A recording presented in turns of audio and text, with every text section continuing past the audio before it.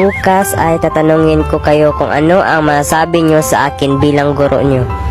Lah, bukas ano nga ba masabi ko sa guro ko? Ate, ano masabi ko sa aking guro? First of all, ang pogi mo, sir. Sir lang sa clam. Ay, ano yon? Okay na po, ate. Kuya, ano masabi ko sa aking guro? It's a prank! Naniwala ka naman, mas pogi pa po yung unggoy no kaysa iyo. Sige po, kuya. Mama, ano po ang masabi ko sa aking guro? Gusto mo to, di ba? Kaya ito ang masabi ko sa'yo mamaya na yan, anak. Opo, mama. Papa, anong masasabi ko sa aking guro? Wait lang, ang masabi ko po sa'yo ay tumanda kang walang jowa. Ah, sige po, Papa. One eternity later. Very good, Nunoy. Palakpak naman kayo dyan. Next, Melvin. First of all, ang pogi mo, sir. Sir lang sa clam. Salamat, Melvin. Na-flat mo ang atay ko sa'yo. It's a prank. Kaniwala ka naman. Mas pogi pa po ang unggoy sa'yo, no? Grabe ka makasalitang bata ka, bagsak kita. Gusto mo to, di ba? Kaya ito ang masabi ko sa'yo. Huwag mo nang tapusin, upo ka na. Wait lang. Ang masabi ko po sa'yo ay tumanda kang walang jowa. Kamusta mga chow? Puta, nai-stress ako ngayong araw. Alam niyo ba kung bakit? Ay, si OA. Hindi ko pa nakikwento, syempre hindi niyo pa alam. Sumasakit talaga ulo ko. Kasi kagabi, umuwi ako sa bahay. Tapos nung kinalkal ko yung bag ko, nawawala yung wallet ko! Hindi ko nahawakan yung wallet ko nung nandun ako sa school namin sa Tarlac State University. Pero sa main campus. Tapos ayun, hindi ko na alam kung saan na napunta. Siyempre, gabi na, uuwi na ako. 2 tricycle yung nasakyan ko at di ko alam kung nahulog ba dun sa sinakyan kong tricycle. Ayun, si Burara kasi. Nanggigigil ako sa sarili ko. Eto pa, may laman yung wallet. Malamang, may laman. Hahanapin ba kung wala yung lang? At ang pinakamahalaga sa lahat, nandun yung national ID ko. Yung national ID ko yung pinakakailangan, pinakamahalaga sa lahat. Yun pa'y nawala. Pangit ko pa naman dun. Paano kapag pinaskill sa gitnang school yun? Uy! O kaya paano kapag may nakakita tapos pinost yung picture dun sa Facebook? Ay, nakita na ang kapangitan ng... Naiinis, nawalan na nga ng wallet. OA pa rin. Kung may nakapulot man po ng wallet po, opo. Maawa na kayo, ibalik ko na kahit yung ID lang po, opo. Kailangan ko po talaga nung ID. Kasi Diyos ko, muntik nang mag3 taon para hintayin ko yung national ID tapos ilang buwan pa lang sa akin tapos mawawala agad. Eh, si OA. Ayan, kung nakita nyo po, i-message nyo na lang po ako dito. Ito po ang aking Facebook account. Naiinis. Sana mahanap po natin. Kasi naalala ko talaga yung ID ko eh. Pangit ko dun. Kumusta ang undas mga chong? Tara, samahan niyo ulit ako sa sementeryo. Kinuha ko na tong mga kandila dahil magtutulos tayo ngayon. Dadalawin ng mga yumaong mahal sa buhay. Sana all na lang sa mga dadalaw sa jowa nila tapos sa sementeryo yung meeting place. Uy, si OA. Tara, labas na tayo ng bahay. Alalahanin, baka may naiwan. Minsan kasi kapag aalis, nakakalimutan pa yung mahalaga. Minsan nga nakakalimutan pa yung sarili. Pero ngayon, ang mahalaga, dala ko yung kandila. Kaya ibinag ko na. Baka kasi mababa ko kung saan. Bago ako umalis ng bahay, inanap ko muna yung aso kong makulit. Ito nga't mas excited pa siya sa akin. Akala mo naman talaga siya yung magtutulos ng kandila. Kita kami ngayon kila Ina. At tinakbo na lang namin to. Running distance lang kasi. Ay, running distance. Ayan, kasama ko yung mga aso ko. Si Nati at si Kalan. Nakasalubong pa tong mga anak ko. Hi, Kuya Papsi! Yan lagi yung mga bati nila. Nakarating na ako sa bahay. At lakad-lakad muna ako dito sa katabing bukid. Nga pala pupunta ng bayan sila nanay. Kaya magpapabili tayo ng chichirya. Kasama niya si Sarah. Hindi kasi kami pwedeng umalis ng walang dalang pagkain. Ayan, kailangan pang takasan ng pamangkin. Tatampo pa yan. Yan ang tagapagmana ng Encantadia. Ayan, okay na. Makakaalis na sila at makakabili na ng mga ngata. Ingat po! Boom! 2 joints. Ito, kinuha ko naman si Kalan kasi muntik nang sinuwag ng kambing. Makulit na nga yung nanay, mas makulit pa siya. Nakakatanggal stress pag may aso. Pero minsan tayo yung stress sa kanila. 2 joints. Habang iniintay, tambay-tambay lang muna. Lakad-lakad. At maupo kung saan man. Hindi na pala kami bumili ng bulaklak. Mag-harvest na lang sa hardin ng aming plantita. Ang nanay naming kagawan. Uy, pangiti-ngiti pero pagod na siya yan. May kinapupuntahan talaga ang pagka-addict sa halaman. Ang lola kong one-tooth na lang pero ang ganda pa rin ngumiti. Eto't gumagawa na ng DIY bouquet si Kuya Empoy. Ang scientist sa sa pamilya. Nagpauwi muna pala ang dalaga. Este ang lola ko. Magbibihis daw siya. Naku, may manliligaw na yata to ah. O, di ba fresh na fresh ang lola? Polvo lang, sapat na. Bumalik na rin kami agad kina ina. Kasi pupunta na kami ng sementeryo. Babay muna sa aming bahay. Sakay kami ng motor, biyaheng langit.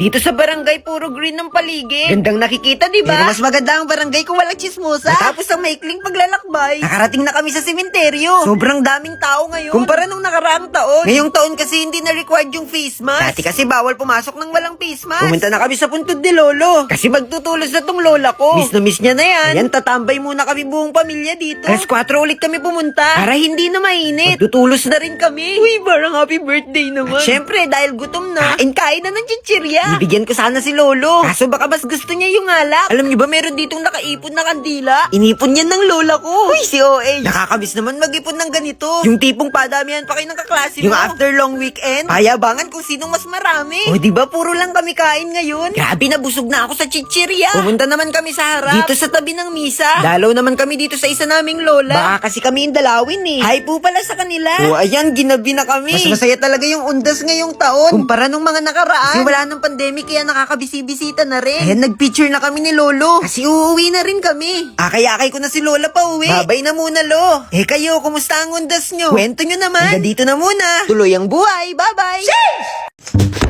Titikman!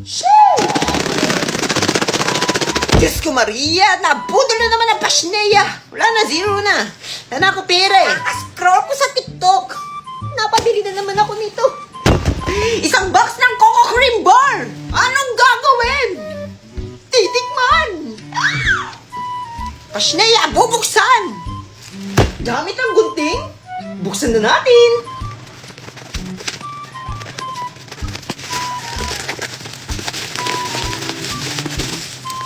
Sheesh! Kita nyo yan? May pa-freebie! Ayan, nakakuha pa tayo ng sunflower seed. Oh, may freebie. Tapos may sulat. Dear Charo. Uy, hindi! Ang product name ay Coco Cream Bar 1 kilogram. So, 1 kilo to. Malamang, alam naman 2 kilo. At ang aking in-order ay mixed taste. Sa pagkakaalam ko, merong 3 flavor na naririto sa box. Ang sabi nila merong 90 pieces dito sa box. Ano gagawin? Titignan! 90 pieces nga ba talaga ang laman ng 1 kilong cream bar? Alamin natin!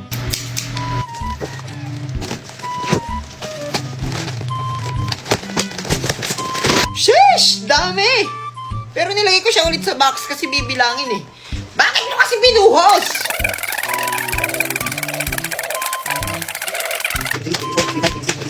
Inay! 89 lang! Kulang ng isa o bali lang ako ng pagkabilang. Pasneya! Uulitin! Wala! 0! 89 lang talaga kahit mamatay pa ako kakabilang, kakaulit itong pagbibilang nito. Saan napunta yung isa? Akala ko ba 90? Okay lang, may freebie naman eh. Baka ito yung pang 90. Pero tama ang ating pagkakaalam na mayroong 3 flavor dito sa box. Meron tayo ditong chocolate, matcha, at strawberry. Anong gagawin? Titikman!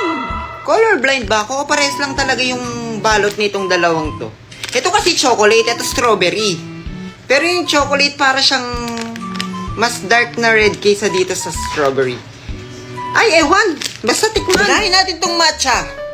Kasi ito yung flavor na pinakaayaw ko sa lahat ng flavor. Di ko alam kung bakit hindi ko siya gusto. Siguro parang lasa siyang damo. Charot. Hindi niya rin naman ako gusto eh. Ay, si OA. Wow. Mabango siya pero ayaw ko yung amoy. Pero mabango. Pero ayaw ko yung amoy. Uy, ang gulo mo, be. Tikman na natin.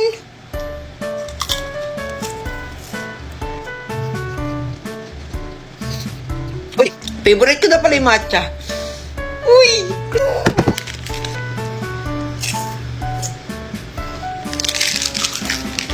Promise, ayaw ko talaga ng matcha sa drink, sa mga snack. Pero, ito yung nagpabago sa buhay ko. Ay, si OA! 10/10! Bakit sobrang sarap nito?